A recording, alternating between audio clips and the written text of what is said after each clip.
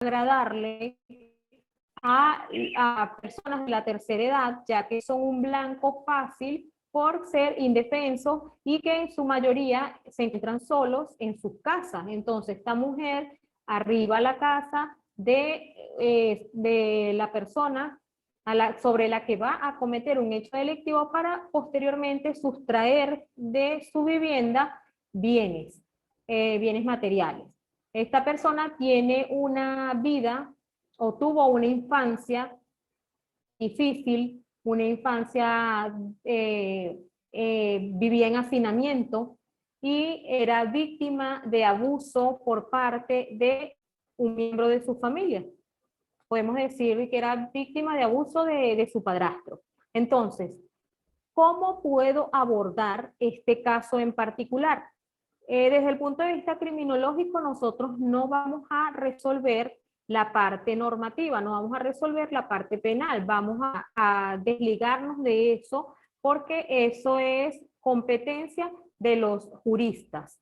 Nosotros nos vamos a enfocar en estudiar cómo están influyendo todos esos aspectos mencionados en que esa persona se haya convertido en un criminal, ¿ok?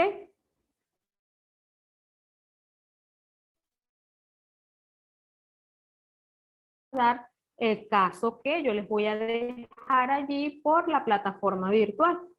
Quiero escucharlos.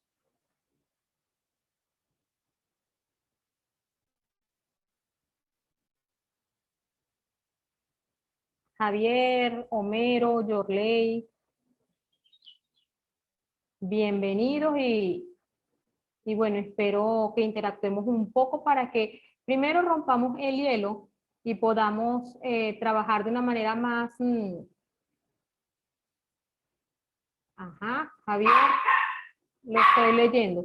El caso es el del asesino serial. El caso es de la asesina serial, de la asesina de ancianos. Vamos a abordar ese caso para que ustedes comprendan cómo se para desde las teorías criminológicas primero.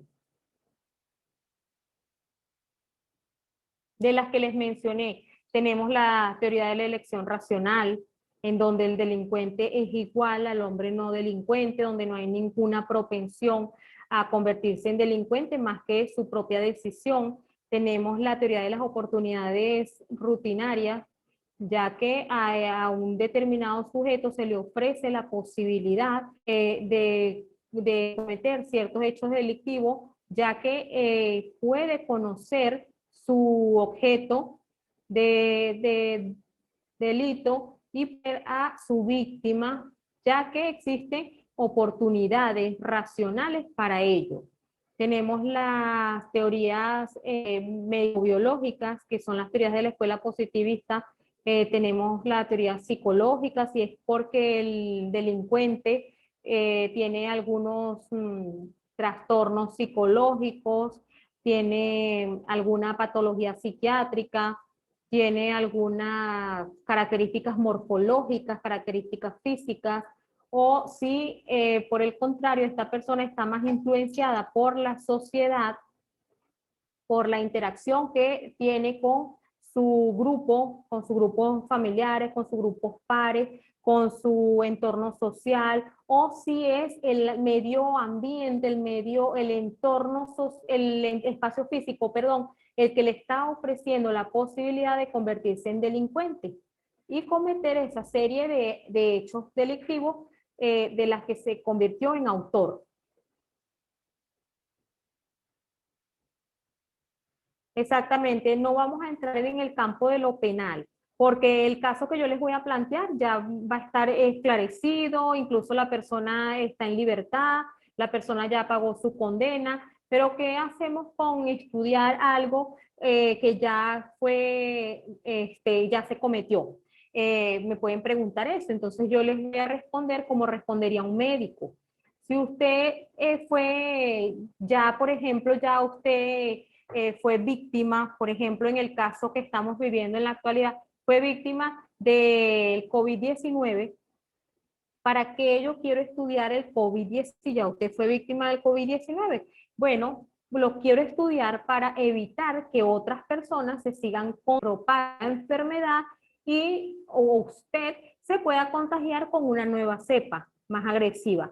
Entonces, por eso nosotros estudiamos ya un hecho que ha sido procesado, que ha sido imputado y que ha sido, ya la persona ha sido objeto de una sentencia y que incluso ya está en libertad. Que la criminología va mucho más allá y por eso el pensamiento inicial. Nosotros nos vamos a enfocar en lo que trasciende, en lo que va más allá de lo que podemos ver, de lo que podemos ver. Vemos que un delincuente es una persona normal, común y corriente, pero esa persona no actúa como actúa el resto de la sociedad. Hay algún factor que puede estar influenciando a esa persona a no comportarse acorde con las normas legales, con las normas sociales y que va a tener el sistema de valores de esa cultura determinada.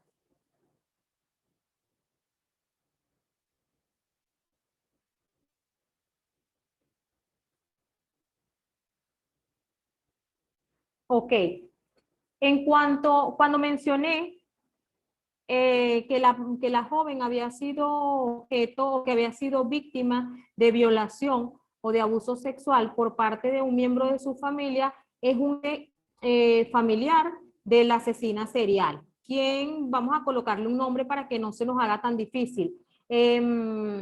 Vamos a colocarle Ana. Ana es la asesina serial. Ana fue a quien abusaron, o de Ana fue de quien abusaron sexual. Ana fue quien vivió en condición de hacinamiento, ya que tenía muchos hermanos, de los miembros de su familia, uno de sus padres, mejor dicho, estaba ausente, se permaneció ausente durante toda su juventud, su infancia, su juventud. Posteriormente, Ana se casa con un hombre violento y se tiene que separar, queda sola y Ana tiene que sobrevivir y uno de los mecanismos que ella consigue para sobrevivir, atacando a ancianos para poder sustraer de ellos bienes materiales. Pero ¿qué sucede? Que Ana puede sustraer bienes materiales incluso sin hacer uso de la violencia, pero ella decide hacer uso de la violencia para cometer todos sus hechos que van mucho más allá de sustraer bienes materiales, ya que asesina a los ancianos que son sus víctimas. ¿Ok? Así planteado el caso, ¿cómo lo podríamos abordar desde las teorías criminológicas? Quiero escucharlos, quiero escuchar cómo han asimilado las teorías, cómo han asimilado las tendencias, aclaremos dudas, vamos a interactuar y ya después ustedes quedan con el caso y van a poder abordarlo desde la comprensión que ustedes tienen de la teoría y su aplicación en la praxis.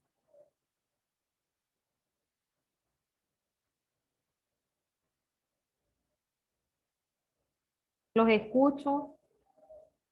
Recuerden que tenemos que aprovechar estas clases para poder dilucidar los temas.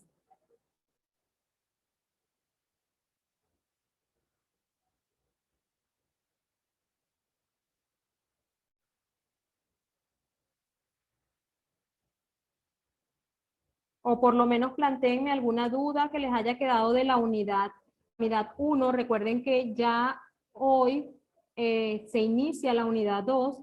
Ya debemos haber realizado todas las actividades de la unidad 1, que consistían básicamente en un glosario, en un foro, en el que, y aprovecho la unidad para aclarar que en el foro debían hacer 3 intervenciones como máximo y una intervención como mínimo, pero en esa intervención debían plantear su opinión y a su vez dejar una infografía que refleje qué es el tema. Bien, con esa infografía pues debíamos haber abordado lo que es la definición, lo que es el objeto, lo que es el método y los componentes de la criminología. ¿Ok? Muy bien. Abordado ya esos aspectos, pasamos a lo que es la segunda unidad, que es lo que vamos a tratar ahorita, en donde vamos a estar de esos temas ya que pueden Buenas ser... noches. Buenas noches, Homero, bienvenido. Buenas Ah, noches, escucho, disculpe Homero. que la interrumpa, ¿no? No, De la tranquilo. unidad 1, eh, envié, Ah, envié la parte del foro, ¿sí?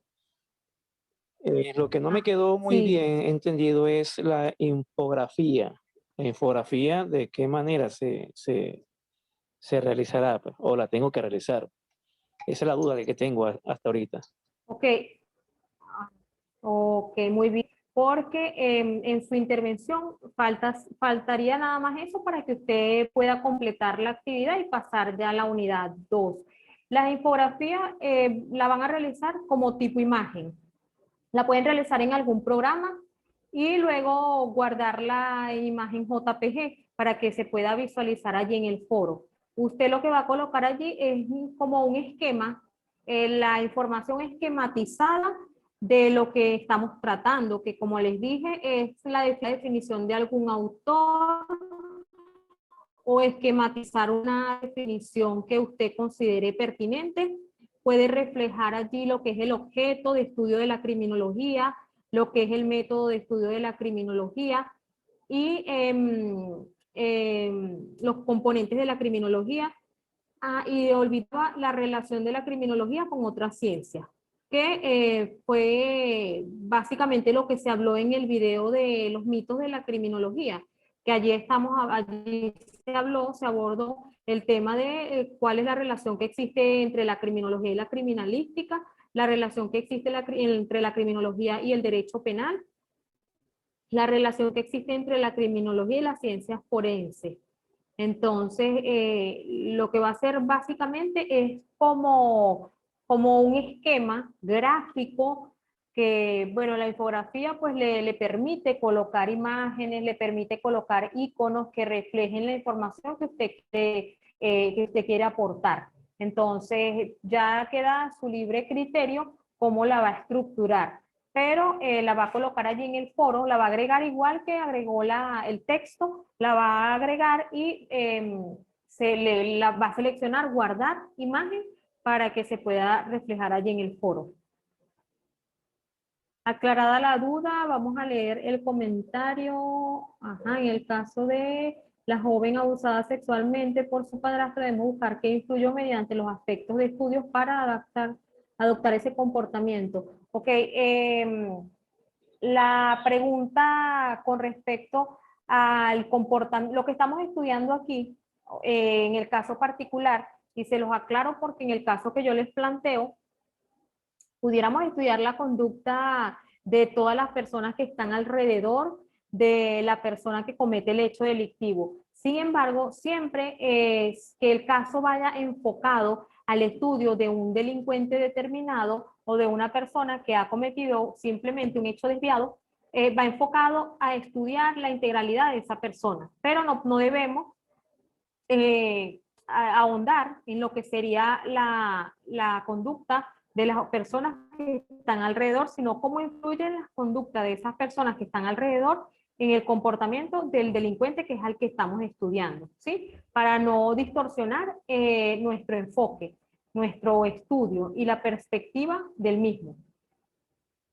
Entonces, en este caso que yo les estoy planteando, tenemos que estudiar es el comportamiento de Ana y cómo influye en el comportamiento de todas esas personas que están alrededor. Yo les hice mención al caso de abuso sexual para que tengamos una idea de cómo puede afectar, porque efectivamente un abuso sexual por parte de un miembro de la familia, ahorita lo estamos viendo así de manera somera y no con un estudio científico, pero por supuesto que todos estos estudios tienen que tener un sustento científico, un sustento metodológico para poder ser considerado ciencia, ¿verdad? Y para ser considerada la investigación, una investigación científica. Pero esto es para colocar, para hacernos una idea de cómo se abordan los casos desde el punto de vista criminológico.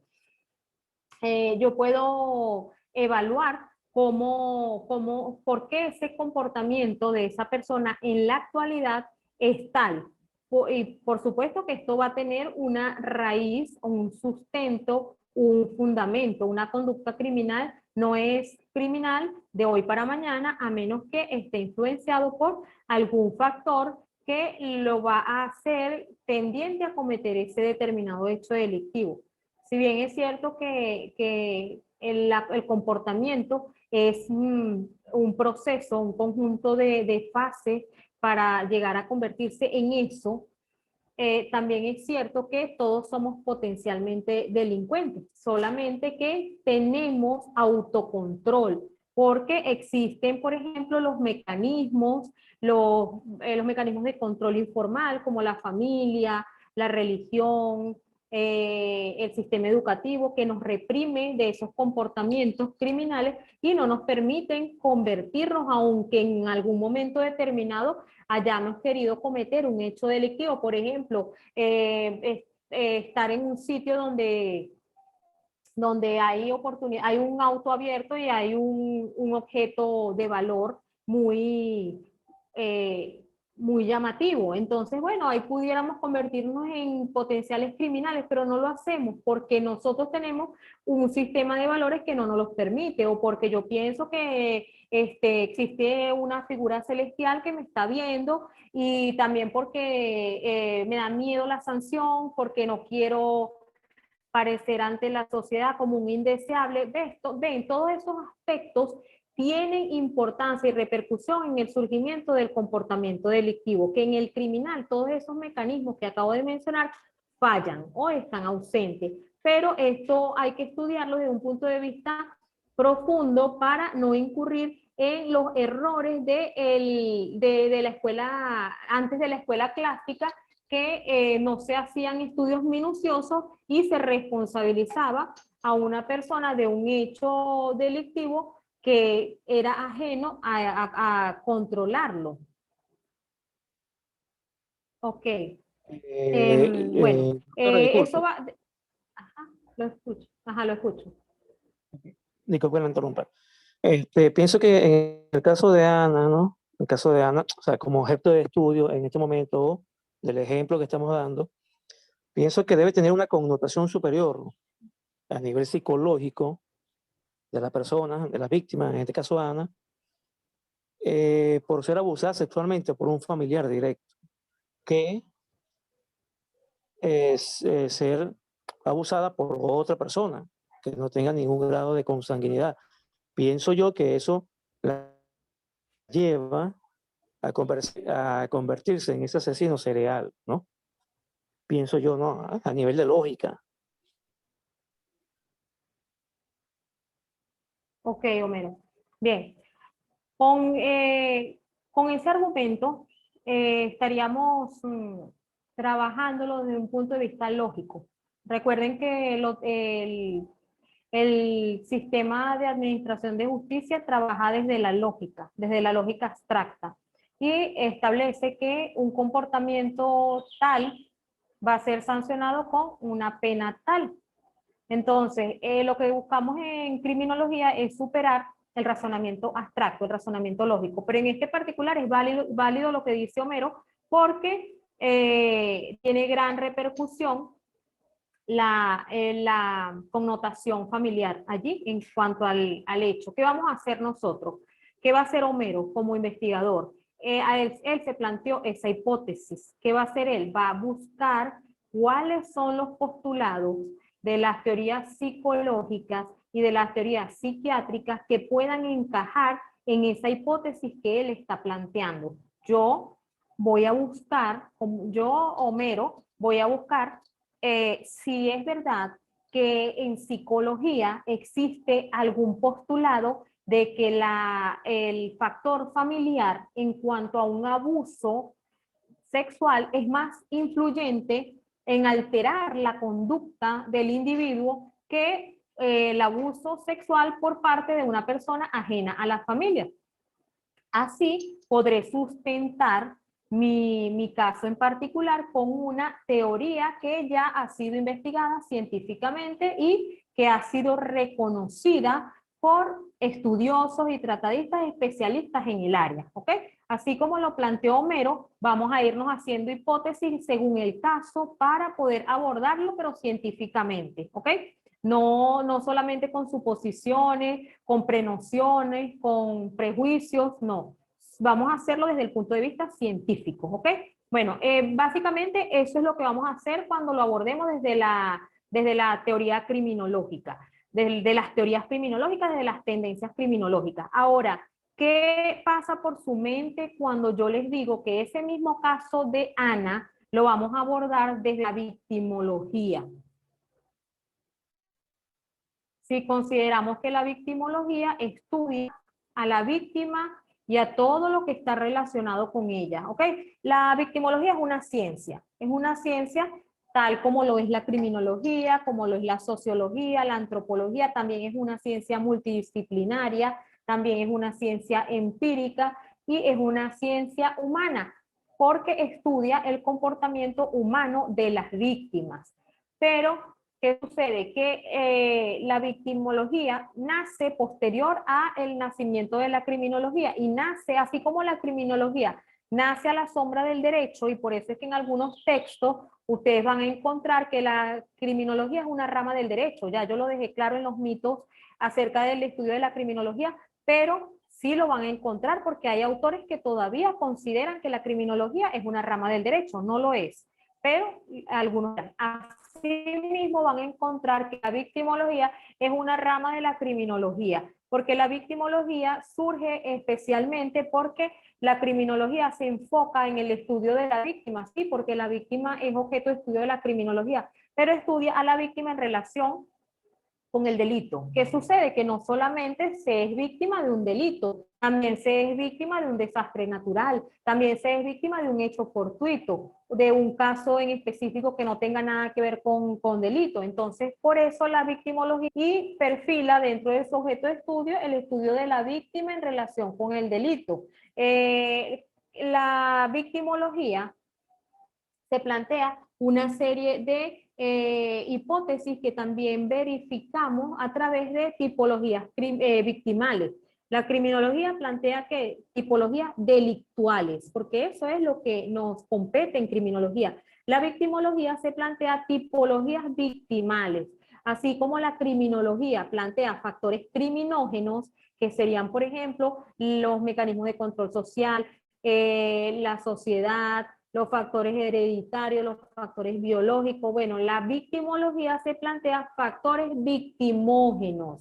¿Cuáles serían los factores victimógenos? Los factores internos propios de la persona y factores externos. Factores internos como la edad, como las características físicas, como el género, y factores externos como el lugar donde viven, por donde se desplazan, las relaciones que tienen con sus amistades, con sus familiares, el trabajo que posee y así por el estilo. Entonces, tenemos tenemos un enfoque victimal que vale la pena abordar para poder esclarecer la explicación, para poder llegar a la explicación de un hecho delictivo desde todas sus aristas, ¿sí? Desde la integralidad del hecho. Es decir, no vamos a estudiar solamente el delito como tal ni al delincuente, también vamos a estudiar a la víctima. ¿Cómo podemos analizar el caso de Ana desde el punto de vista de la victimología como se las acabo de plantear? Vamos a escuchar a Javier, a Yorley, ya escuchamos un poco a Homero. Yorley, Javier, los escucho.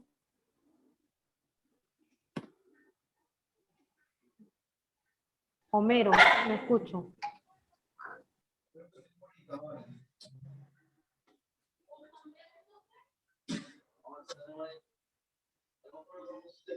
Homero, ¿tiene un aporte? Interrogante, inquietud.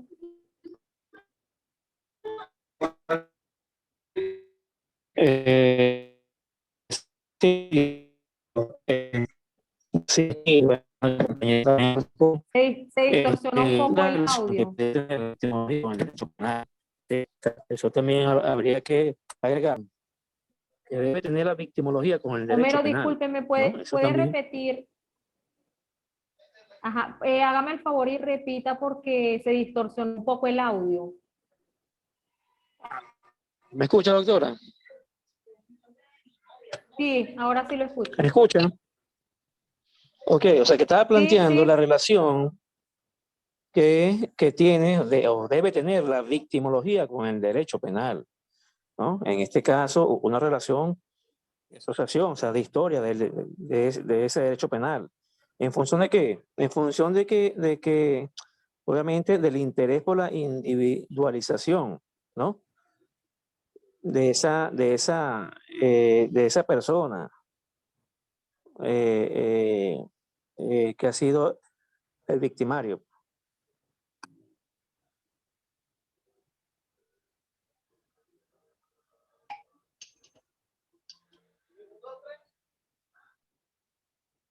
Ok, bien.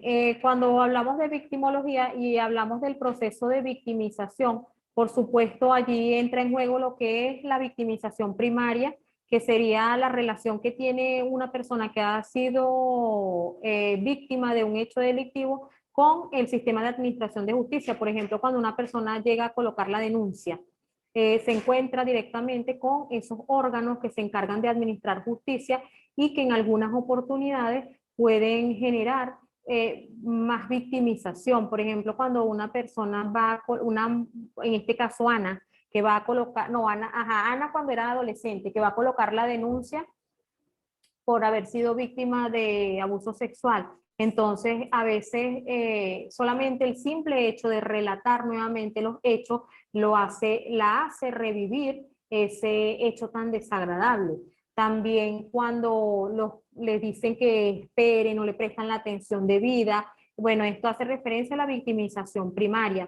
Cuando hablamos de la victimización secundaria, ya sería la relación que existe entre el victimario y el sistema de administración de justicia. En este caso, la persona que es detenida, como lo mencionó Homero, cuando se individualiza el hecho y se le atribuye una sanción a esta persona por haber cometido determinado hecho delictivo, entra en juego allí mucho lo que es la relación que se va a propiciar dentro del sistema penitenciario. Por ejemplo, lo desagradable o la desagradable experiencia que es el sistema penitenciario en su realidad, en todo su contexto real, ya que en la mayoría de los países no se cumple con el fin del sistema penitenciario, que es rehabilitar y posteriormente resocializar al delincuente, sino simplemente tratar de detenerlo para que se evite la comisión de esos hechos delictivos, es decir, que la sociedad tenga una seguridad jurídica. Eso es básicamente lo que actualmente o lo que en la praxis se conoce como el fin del sistema penitenciario. ¿Ok? Y hablamos de una victimización